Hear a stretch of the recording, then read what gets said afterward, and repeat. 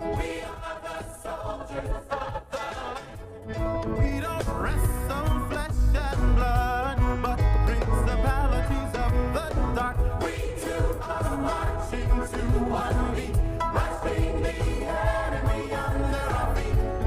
We are Mighty in our stand, with God's word in our hand. in our hearts. We have a vision. We have made our decision to show the Father's love with great power from above. We are united in Jesus Christ. We are the soldiers of the light. We don't wrestle on flesh and blood, but principalities of the dark. We too are marching to one beat, crushing the enemy under our feet. We are Mighty in our stand, with God's word in our hand. Let us reach this generation, every tribe and every nation, for we've overcome the world by the blood of Christ the Lamb. We are united in Jesus Christ. We are the soldiers of the light. We don't wrestle on flesh and blood, but principalities of the dark. We too are marching to one beat, crushing the enemy under our feet. We are mighty. Mighty in our stand, with God's word in our hand. Lord our God is a sword and shield. Lord our God is a sword and shield. Lord our God is a sword and Lord our God is a mighty tower. Lord our God is a sword and The rock of faith.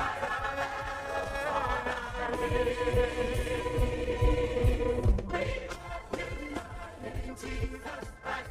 We are the soldiers of the light. We don't wrestle on flesh and blood, but principalities of the dark. We too are marching to one beat, crushing the enemy under our feet. We are Mighty in our stand, with God's word in our hand. Lord our God is a sword and the shield. Lord our God is a sword and shield. Lord our God is a sword and The Lord our God is a mighty tower. Lord our God is a sword and The rock of faith.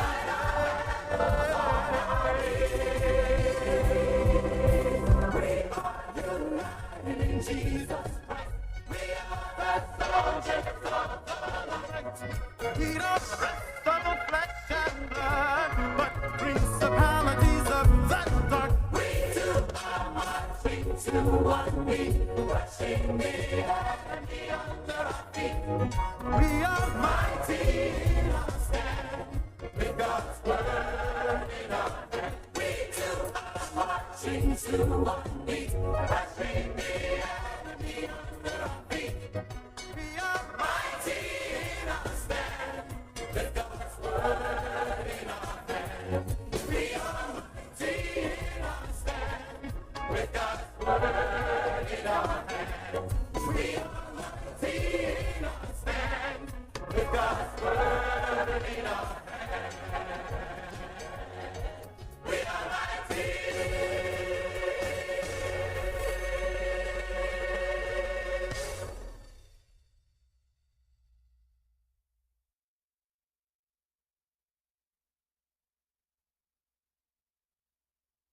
Morning. I am gonna get started. I know that just with church kind of going along in this shift, we knew we had to buy a couple minutes here. But this is a topic I am so passionate about, so I want to make sure we get started so that we get through this.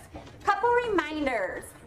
Those of you who are here, we will do your attendance, so nothing you have to worry about. Those of you guys at home, please remember to use that QR code, and you can let us know that you are attending. Second thing, if you came in, hopefully you grabbed one of those bulletins, just so you could take notes, humor me, pretend you want to walk away with some things and take those notes from home. You guys can download that as well. So So this is part of an 8-week series. We had Don speak the first week about guarding our heart to the men. Women were in here so that we could learn too. And then last week, Laura Gilliland talked about guarding our hearts for women. And again, beneficial for both genders to be here to kind of hear that. This week is kind of a two-piece series that I'm going to do. One this week, and then I'll kind of close it out with mental health. This week, we are talking about screen time in social media. With this topic, I want to start with, I always want to make sure you guys know, when I talk about screen time and devices, never is my concern or problem with the actual device. So we'll kind of get into this conversation. But let's start with some conversation, plus I get to use the whiteboard like Don and Laura did. What are the positives of technology, of having a device?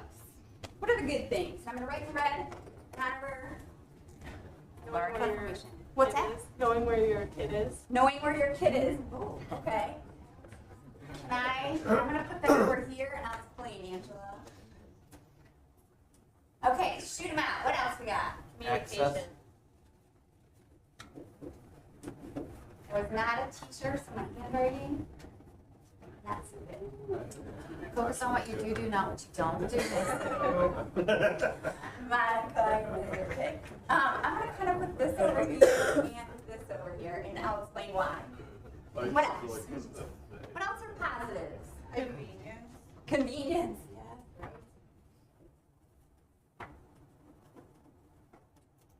Yes. This sounds probably really silly because I know for a lot of parents, they're going to say the kid's behavior gets really worse when they're on the device, so that's the negative.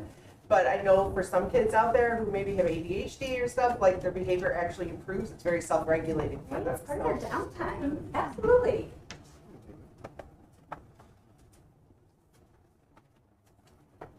All right. Let's. Oh, go ahead. I say learning. Learning. Yes. Right. Information. Organization. Come up with more. Definitely tell me. What about the flip side of that coin? What are some concerns with technology and the device? There's a lot of junk on the internet. I'm going to call this visible teacher. It's something I'll refer to. Privacy. Addiction.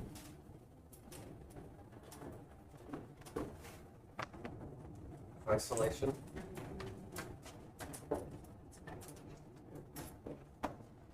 I don't know if ignorance is the right word, but ignoring, I should say. You know, like, I guess that goes with isolation, but. No, I agree with that.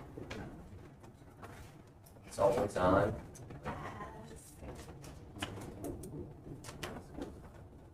Predators.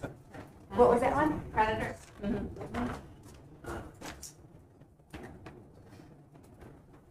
Okay. Physical. Yeah. Oh, yeah, Yeah, physically physical. what it's doing, yeah, right. Obviously, we could go on and on. There are a bunch of positives, there's a bunch of concerns out there. Again, what I want to focus on is not the device, but my biggest concern is with what a device replaces. So I kind of want to explain this. We went through the positives, we went through some concerns, but the goal of today is talking about what that device, that screen time, is replacing in our lives. And the whole point of this conversation is that we help in our own lives create balance, and thus also model and shape our kids creating that balance. So start with here, just reflect. If you are someone who did not bring their cell phone, you get a bonus point, and I need you just to guess. But if you brought your cell phone, you are allowed to bring it out right now. And I just want you to look at your average daily use. If you have an iPhone, it's under screen time. I don't know those other ones. But I'm just going to give you 30 seconds. Try to find your average daily use on your device. If you did not bring your cell phone like me, more power to you. But I want you to guess. And when you guys get home later today, go ahead and look. So awareness is going to be very important here.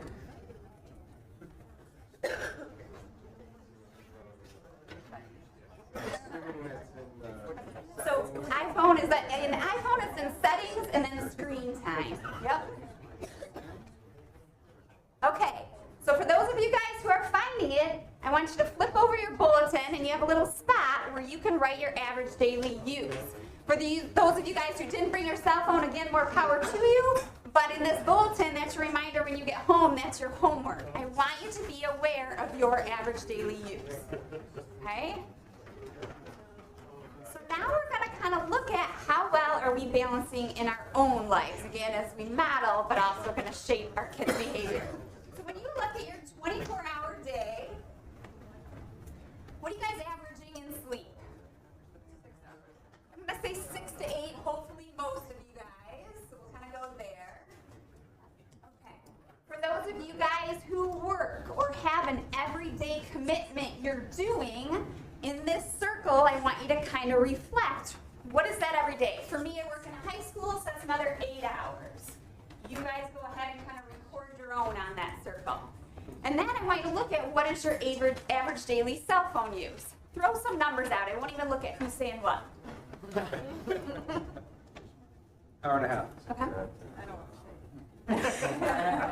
Okay, so let's just say you're averaging, I'm going to kind of say if someone's averaging 3 or 4, someone's averaging 6, kind of fill in that cell phone time. Then on your circle, the goal is to reflect on what is my time left and what else am I spending? Is it prepping dinner? Is it working out? Is it devotion, church, prayer? I want you in that circle when you go home, the only homework I'm giving you, when you go home to kind of reflect on your day. How are you spending your day? Because what we know, I'm going to talk about this, is psych here. I'm going to bring it back a few times. As a working mom, I love to say I can multitask, right? But what does research show? You absolutely cannot. No human can multitask. So when I look and I have this conversation with a teenager and adult, we're like, no, Missy, you don't understand. When I'm at work, I'm also throwing some cell phone in here, so it's really not that chunk of time. However, I'm going to push back because we can't multitask. All we're doing is what's called context switching. So we're going fast, back and forth, back and forth, back and forth. What's going to happen when we go back and forth really fast between 2 activities? I'm going to say 3 things are going to happen. What's likely to happen? What's one of the things? Mistakes, right? Our errors increase. What's another thing? How long has it taken me to do those 2 tasks? A lot longer than if I just focused on the one, right? So research shows we can't multitask. All we're doing is we're going back and forth between these 2 tasks. So even if I say I'm trickling that cell phone time in here, guess what, boss? I'm taking longer in all the things I'm supposed to do. I'm increasing my chance of error. And then, the real psych part, I'm giving myself a hit of cortisol every time I go back and forth between those activities. What do you guys know about cortisol? Stress hormone, right? This is weight. This is heart problems. This is that fight or flight. Not good for our bodies. So when you guys reflect on your 24 hours and kind of how you're spending your time, it is said, I was in a Bible study with Bob Dorn long ago, and we did kind of this pie of time. And he made the statement, how you spend your day is how you're spending your lives. So as we think about that as an adult, reflect on that. Are we getting all of the activities in that are important to us personally and as we model for our kids? The real question is, we know our kids, we talked about this a little bit, I think that first week when we were talking with Don, but our kids do as we do, not as we say. So no matter what you guys are saying out there, what you are modeling is far more important to your kids. So, behavior. From the psychology part of behavior, we know that we have behavior we kind of learn it 2 ways. 1, modeling, so they're watching us, and then 2, shaping. I'm going to kind of start off with that modeling piece. So as we think about how we are modeling for our kids, Proverbs 22:6 reminds us, train up a child in the way he should go, and when he is old, he will not depart from it. We just had a nice kind of impromptu conversation before we started about my kids are kind of going off, and so how important it is that we're training them in a way that when they go to make their own decisions, they're still making those decisions that are best for them. So reflect that 24 hours a day. No judgment here. I just need you to self-reflect. How well are you doing with that balance piece and what we're teaching our kids? I'm going to break this adult conversation into 2 pieces, and I'll call it kind of quantity, how much we're spending, and then quality, what we're doing on those devices. So quantity-wise, amount of use, that's why I had you guys do that activity, okay? I just want you to self-reflect when you look at not just the amount of time you're spending, but how does it play out in your 24-hour day? Am I getting all those things in or not? So in regards to that quantity, there was an article kind of shared with me probably 3 or 4 years ago called Distracted Parenting. And so when you guys in this parent generation, we've been through it all, from helicopter to snowplow, to then the curling, I sweep and clean everything for that kid to go through. Well, now they're talking about our generation of parents are distracted parents. And what we mean by that is we are, and there's kind of two concerns here. As parents, physically, we are around our kids more, which a lot of us think is a good thing. I'll talk a little bit more about that one in the mental health session.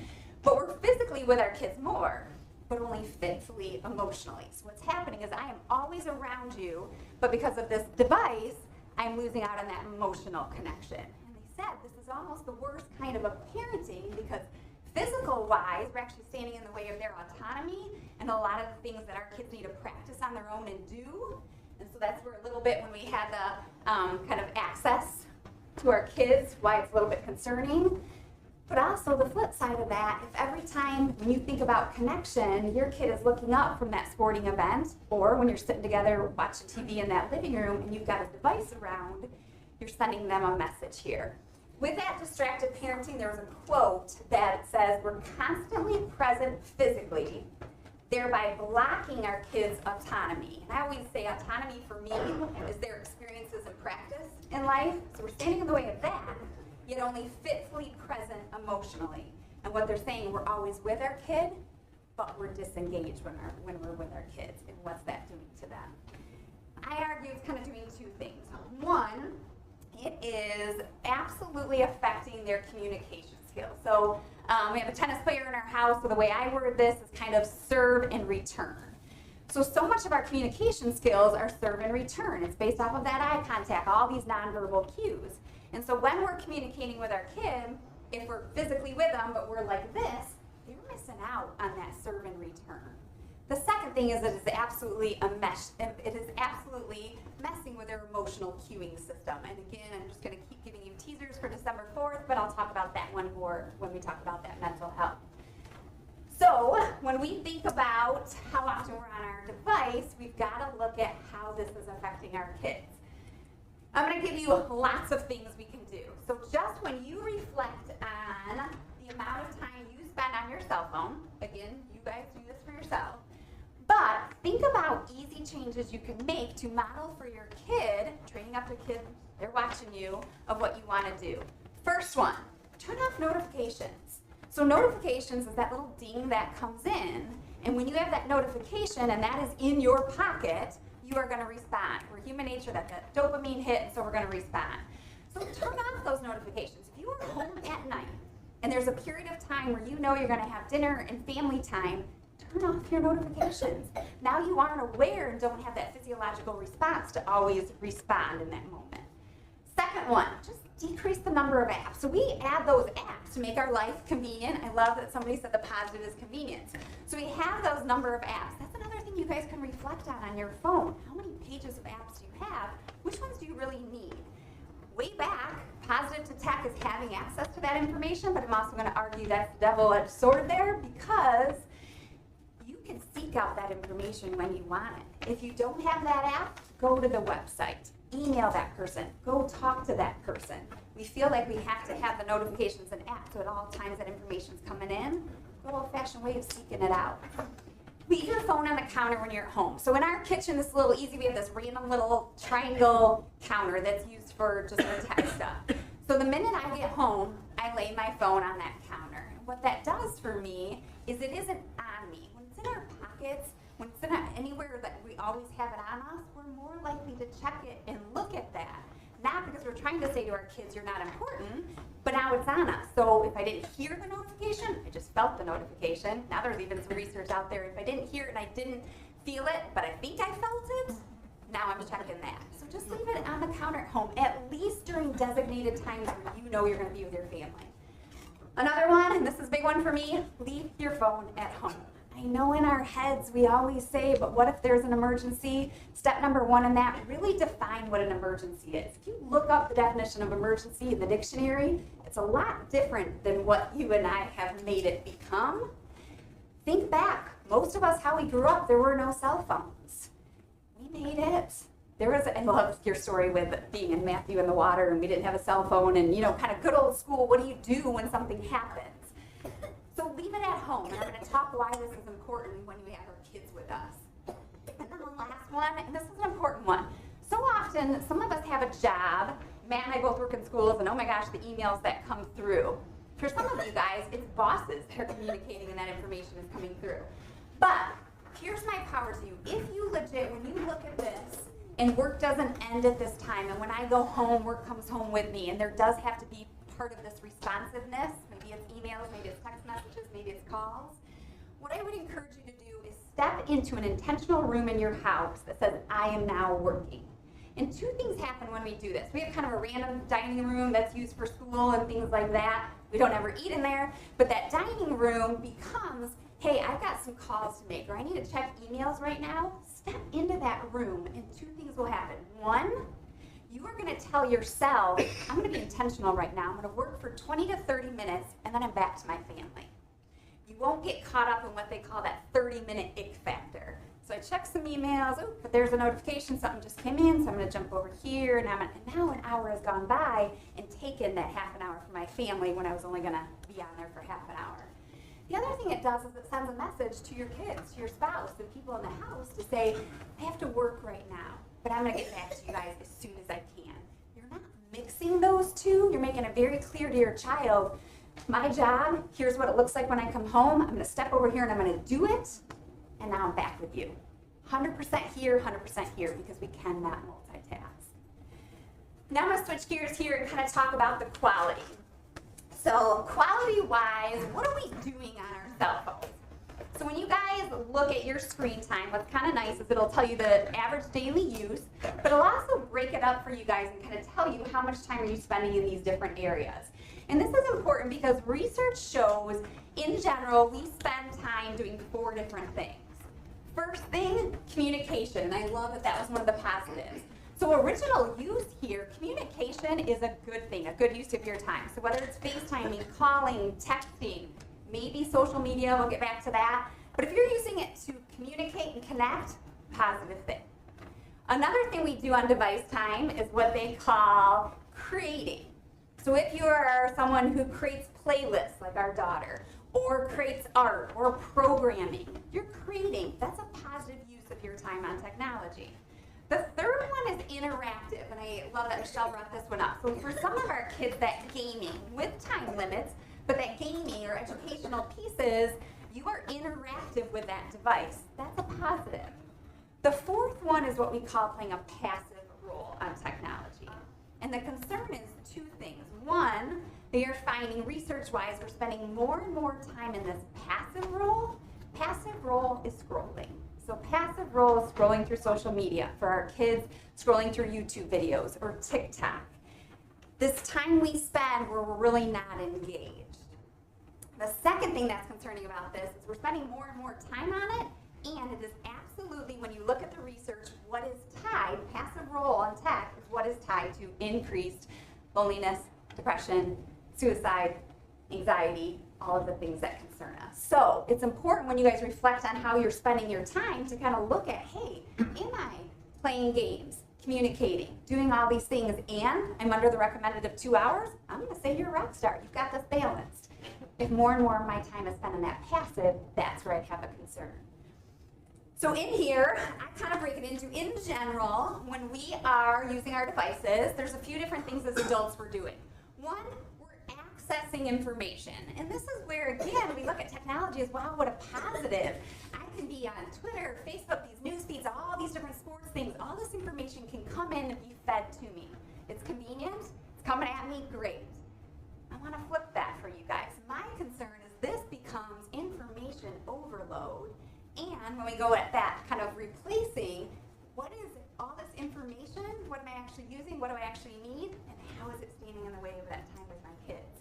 So for me, this is back to limit those apps, absolutely limit those notifications, seek the information out when you need it. Same positive technology, there's websites, there's emails, there's all these ways that when we need the information, go looking for it. Something I'll talk about in a few weeks too, is if your kid needs that information, you don't go looking for it. We help our kids go looking for that. Second one here, A lot of times we're accessing opinions. And I want to take a second here because when we had Laura's talk last week and we were talking about kind of what's stacked against women, one of the things we talked about is comparisons and feeling less than and some of these emotions here.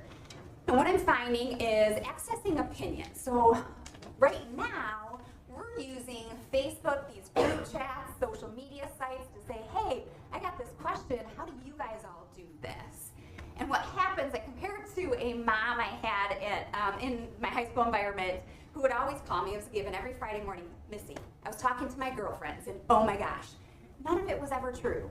And so it became the joke, stop talking to your girlfriends. When we post in these areas and say, hey, give me your opinion, what happens is 2 of you say blue and 2 of you say green. Well, now I'm more stressed and overwhelmed than I began. Go back to the basics. There are 2 people you should be asking opinions to. 1, your spouse, parent, church friend, close circle, and do it in person so you can have that conversation about why. You're going to that person for a reason. Let them explain their opinion. And 2, the experts. That's it. When you guys are looking for opinions, certainly on parenting and these more important things, make sure you're going to your close circle of friends, face to face, and you're going to the experts, not out there. And then the last one is that social media. So social media, the intent behind it was absolutely communication and connection. Let's stay in touch with these people we don't see. The intent behind it was wonderful. But again, back to that, kind of the 4 roles on our devices, they're finding that the research is really showing we're getting more and more into that passive relationship with social media than we are that communication. One thing that I think is really important, and I won't go too much into this because we're all living it, but if you guys are using social media, make sure the intent there is to communicate and connect with people you know. And then make sure that communication and connection is, hey, look what my kid's going through, some little highlight, not something that leads to discussion. Social media, something you definitely want to be careful with those controversial topics. Social media is now being used to draw us apart, disconnect us, further isolate us than it is for connection. So my advice to you, stay away from those controversial topics and keep it about really who you very intentional want to connect with. This is where it's really important that we have kind of that intentional, I'm going to spend 20 minutes on social media. I'm stepping in this room just like it's work. Hey, mom's going to go connect with a few friends just like you would a phone call, and now I'm back with my family.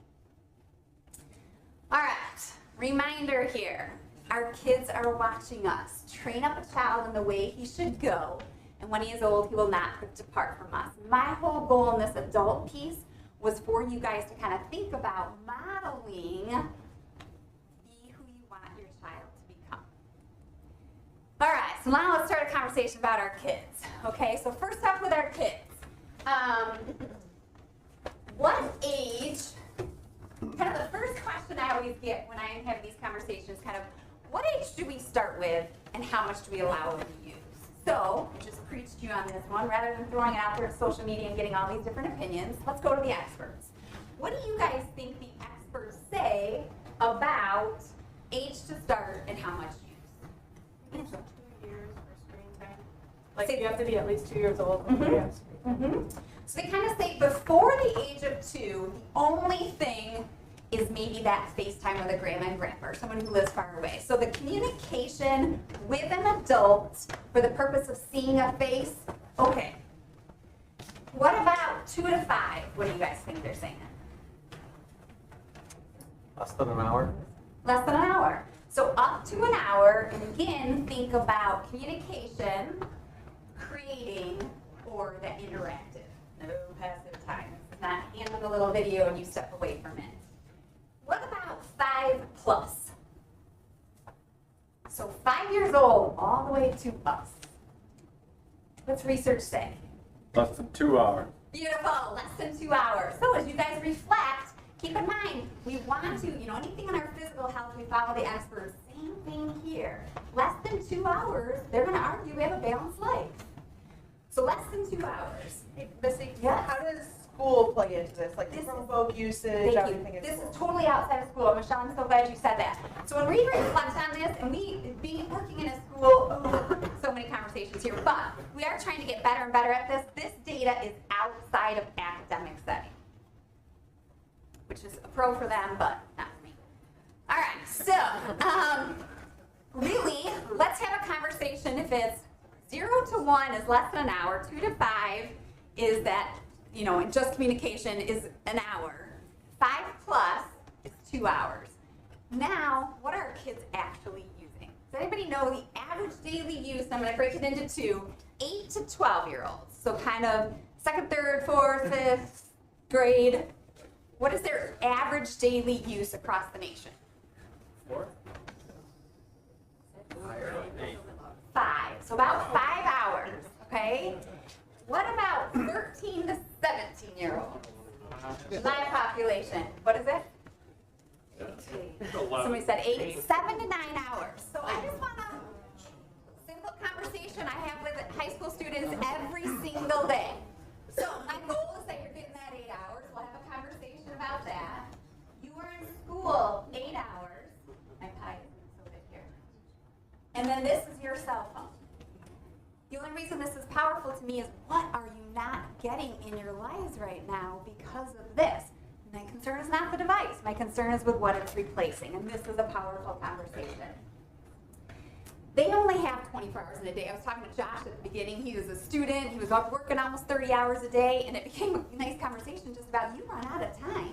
Our kids are running out of time for the things that we know are important in their lives. So, I like this quote. And this was another one of the Sunday school classes I attended. But when we model behavior and we shape behavior. Developmentally, our kids are like a car without a braking system. It's not their fault. Developmentally, this is real. So our job becomes being that brake system.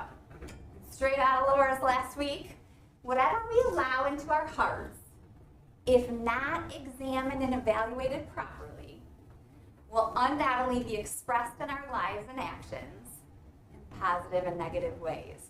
Here's the reality. Our kids don't have a braking system. They can't yet examine and evaluate. That's our job, you guys. This is our job. Modeling, be who you want your child to become, but shaping, this is about setting expectations, the whys behind those expectations, and then how does behavior get shaped? Reinforcement or consequences.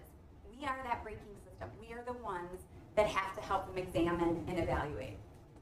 So how do we do this? I want to break this up into kind of concerns. I'm going to start with a doom and gloom here, but then I promise you we'll walk away with, okay, so what are these small things we can do to change this? So concerns. Of course, me in psychology, I'm going to start with the brain.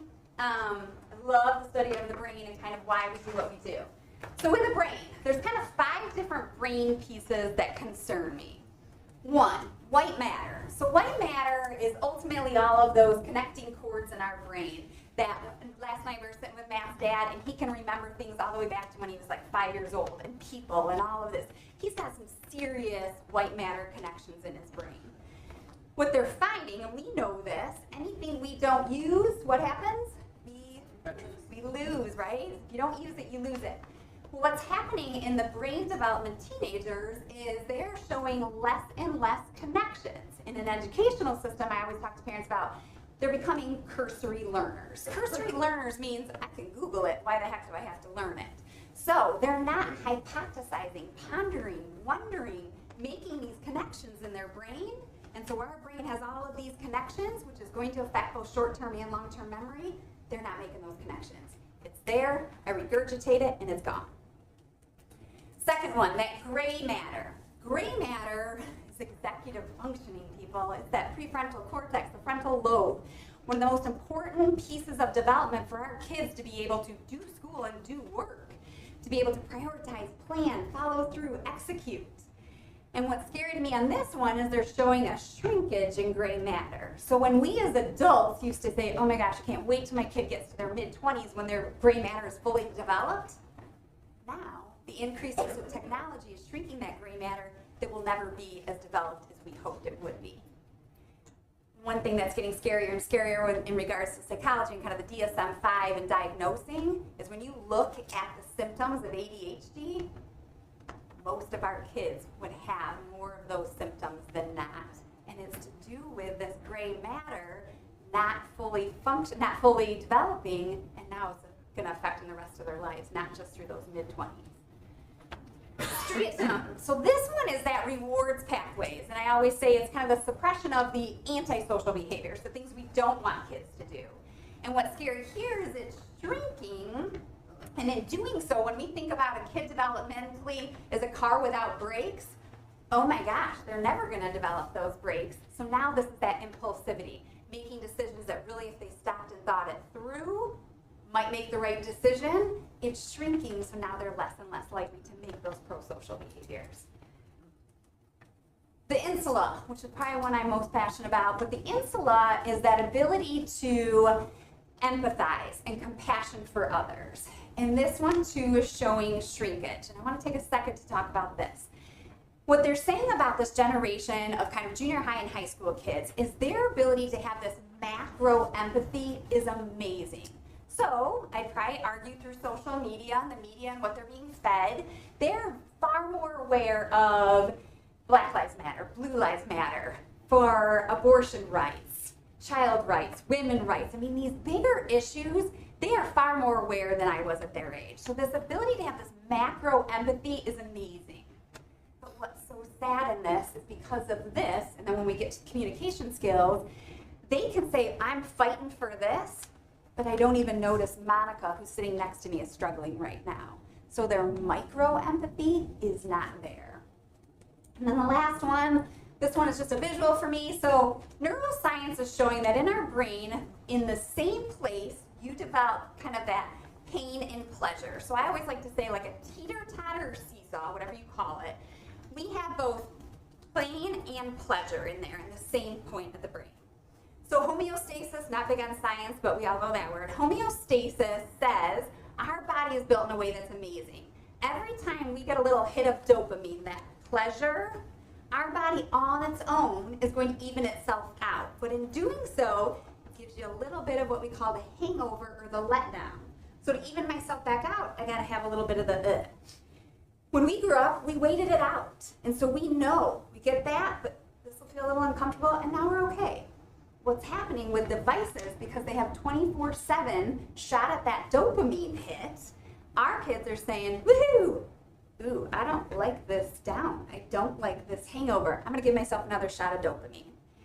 When we waited, they don't. What's happening is they keep doing that dopamine hit, and now they're actually altering their original set point for pleasure. So what they used to do just to feel good, now they're doing just to feel normal. What does that sound like, you guys? Addiction. That is that tolerance piece. It is in the brain.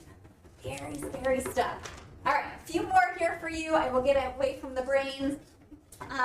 And don't worry, this is not all doom and gloom. I'm going to get to the good stuff.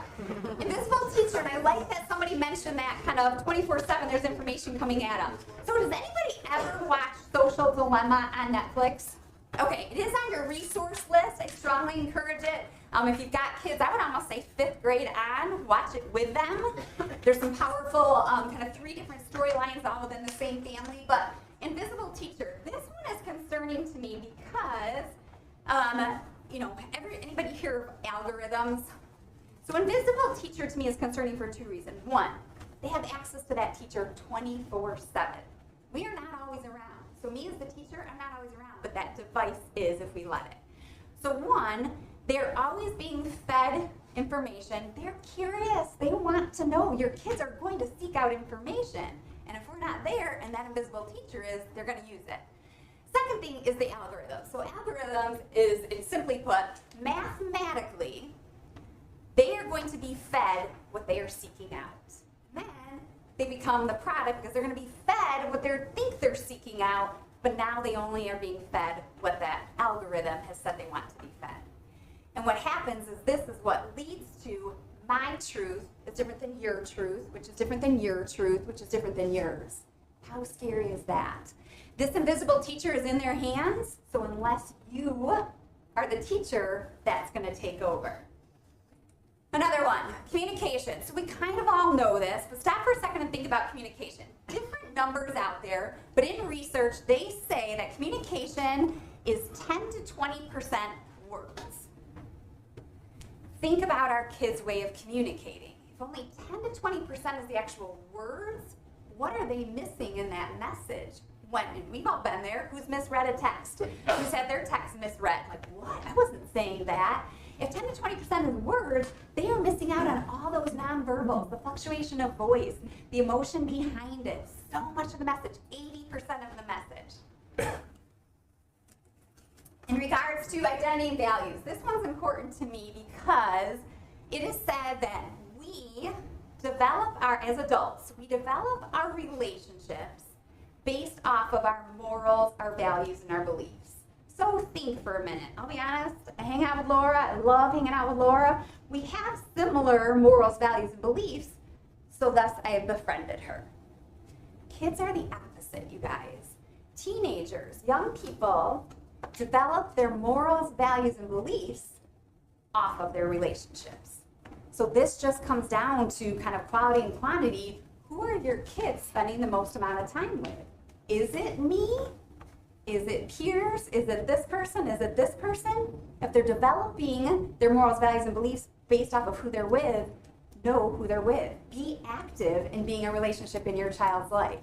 With this one, I also just like to say the research is tweaking that those morals, values, and beliefs are becoming off of social media even more than that tangible friendship. So that further complicates that. Another one, connection. So, and this will get in a little bit with the mental health session, but they have more friends than we ever had. I'm going to put friends in quotes. Yet, their generation self-report 13 on as saying, I'm more lonely than any generation before them. Think for a minute about how you guys developed your friendships. For me, growing up, I was closest to the people I played a sport with, lived in my neighborhood, or I had classes with. Why? Most time with them, right? The most time I was physically with these people is how those friendships developed. That's why I was connected. That's why I had those strong friendships. Lastly, mental health. This one's just a little teaser for you guys. On December 4th, I will come back and kind of talk about this. But with the mental health, again, this is a generation who is struggling, and they're kind of twofold here.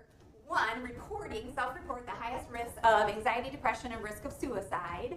And yet, also, and this is when I talk about the mental health one, it is not going to be about devices. Devices will be some small part of it and how they're using it. Okay, so now the good news. I gave you lots of concerns. I read research a lot, probably daily, and so I'm very aware of kind of what those concerns are coming in. But the good news here, and this is why I do this, we, without that braking system, are the ones that are helping our kids examine and kind of evaluate. So putting that in that kind of mental picture here, there's a lot of things we can do. First up, when you guys get to an age where you feel like, hey, I think I'm ready for my child to have some device time or get a device, or wherever you're at in this process, it is absolutely imperative that you and your spouse or you and your parent, whoever you're living with, pre-games. You have got to lay down, hey, what are we going to allow in our house? And you've got to be on the same page. When you do that, create expectations. This is what I used to call a contract when we first started with our oldest, but I really talk about it in regards to expectations now. Contract sounds too heavy, too almost negative. Expectations are going to evolve. Your kids are going to make mistakes. Your kids are absolutely going to get older, and so those expectations change. When you guys pregame and set these expectations, it's important that you put it in writing. You need to refer to it. Your kid needs to refer to it. Sometimes you don't get into an arguing fight. You just need to pull it out and show your kid, hey, we agreed on this. These are our expectations. The other thing I would say, though, is there's going to be a lot of crossing off and then rewriting. Our first expectation with our oldest had writing all over it because it is an evolving document. The one line I always say as a parent, I'm in this social experiment with them. We don't know yet. So it is going to change, but make sure it's written down. Second thing, the other thing I would say with this one is the resource page does have some good resources for you guys, but there's a whole website, wait till 8. I mean, there is experts out there that will help guide you guys on this. Part of it is your spouse, but use the research and the experts to explain kind of the why you're making those decisions. Next up, be in it with them. Okay, so I'm gonna go on record saying I disagree with the majority of the advice out there for you guys on this one. So a lot of the advice out there is going to tell you, get ahead of it. Know their passcodes. Get in there. Look at it. I disagree with that. I don't think we will ever get ahead of this, and I live and breathe it every day. My advice to you instead is be in it with them. So when I say that, kind of a couple things I want to highlight. One, if you view your job as gatekeeper, you are doing two things. One, you're gonna fail. Two, we've got to look at raising our kids. When they are young, it is absolutely about compliance. Mom said, so do. Dad said, so do. But at a very young age, you guys, this is where they start to develop self-control. And this is important. If you're getting to the age where you are going to allow a device, you're really saying two things. One, here you go, I trust you. And two, you are trying to help your young person develop self-control. Compliance is doing what someone else told you to do. Self-control is having the moral and value and belief code there to say, I know what's right or wrong. I'm making this decision for myself. So when we talk about being in it with them, this is constant conversations with them. Ask them, hey, let me see who you're following. Let me look at your friend's Instagram page. You are sitting next to your child and you are sharing that device, and two things happen. One, you're in it with them. This is a great opportunity for you not to go like this, but be next to them and share feedback on, hey, a little concerned about this one. What's it saying? How are you feeling? But two, when you're in it with them, and this is what's really important, you are able to kind of, back to that serve and return, cue off of those emotional responses, physical responses they're having. How are they feeling when they're on there looking at that?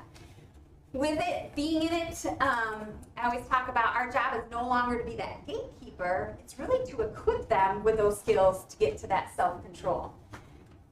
If you're saying, I trust you with this, there's kind of two things. One, talk. This becomes everyday conversations. What did you see in the news about concerns? In my job, without saying people's names, I have examples every day of how a kid maybe inaccurately used a device or what came out of that. Talk about your own lives. You know what? I saw this on social media. It made me really uncomfortable. And then the second thing is no bedrooms.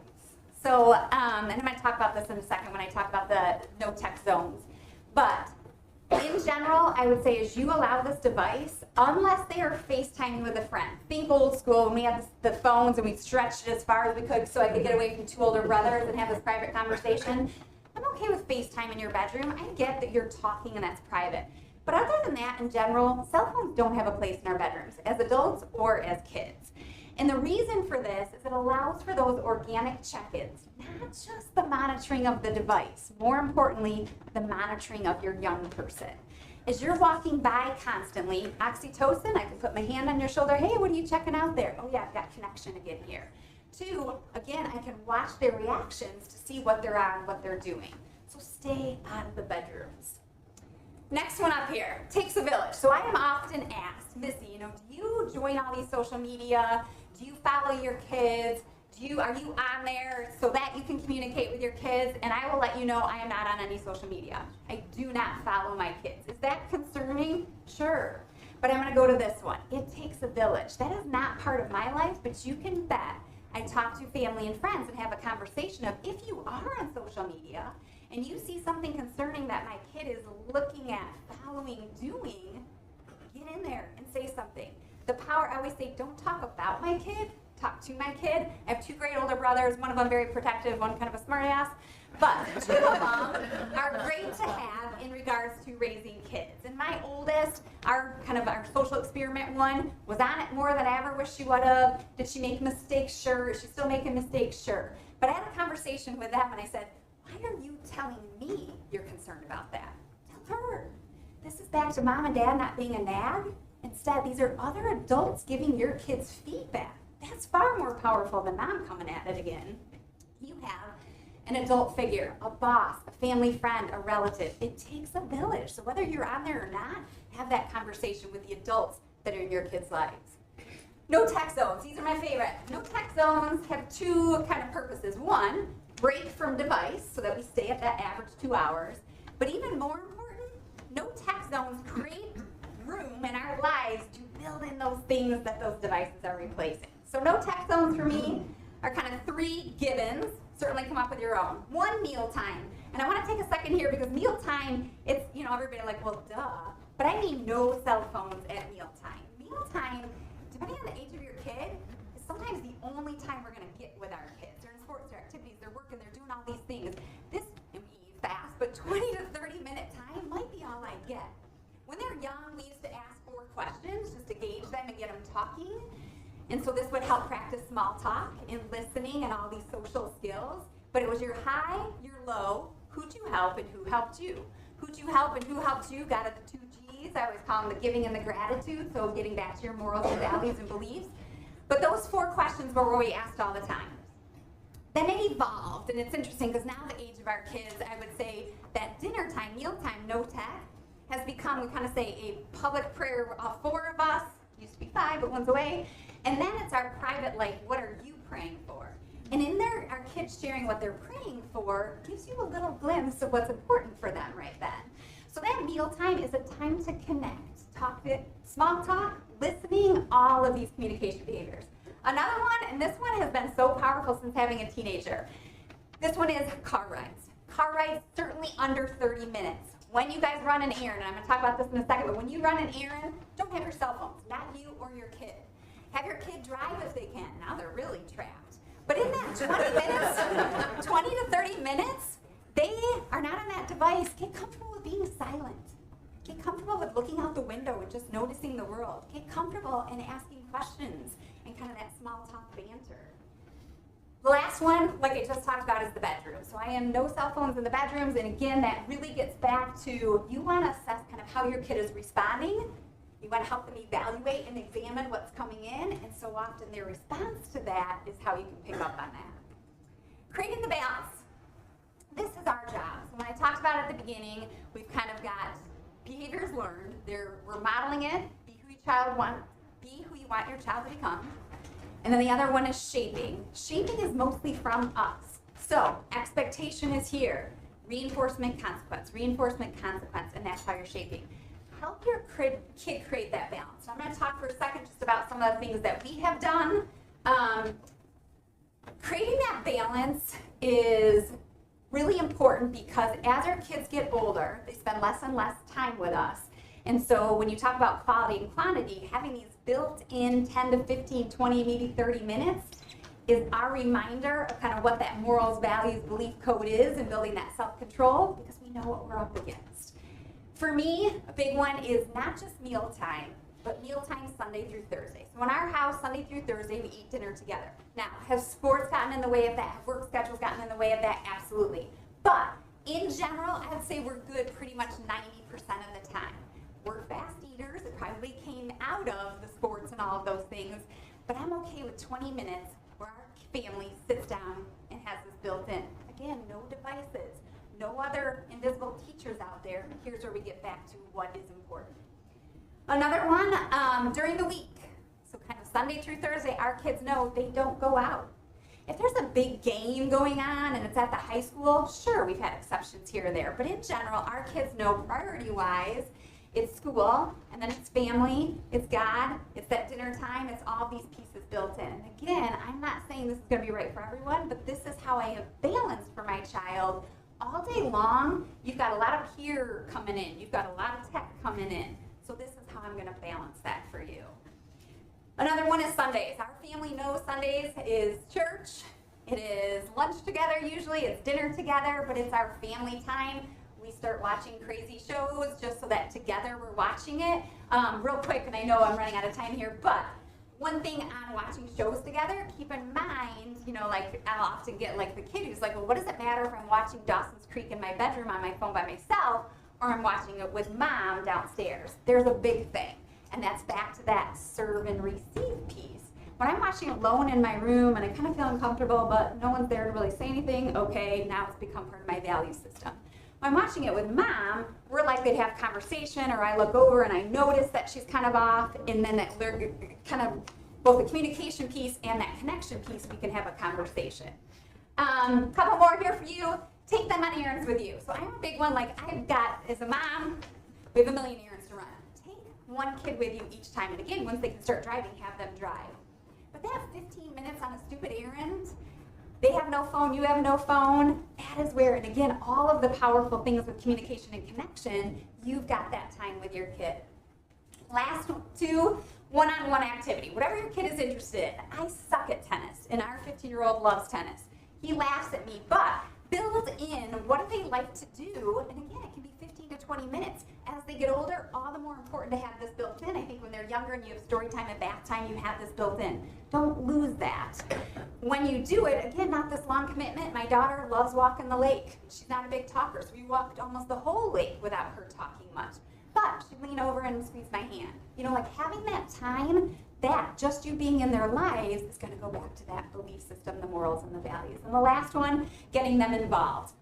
Getting them involved could be that part-time job. It could be sports. It could be activities. It could be volunteering. But the more you can get your kids in an environment where they're not on a device and they're around other people with common interests and other adults who can give praise, criticism, feedback, and kind of help that moral value code go in there. A lot of talking here.